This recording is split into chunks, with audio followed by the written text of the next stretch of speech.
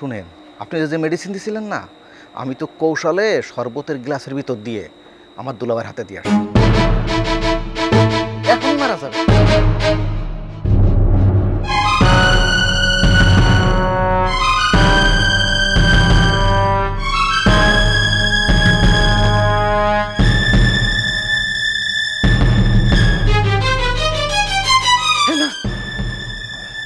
না, বিয়া বন্ধ করেন।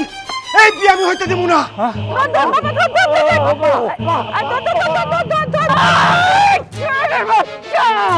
তোর জন্য আমার স্বামী মারা গেছে।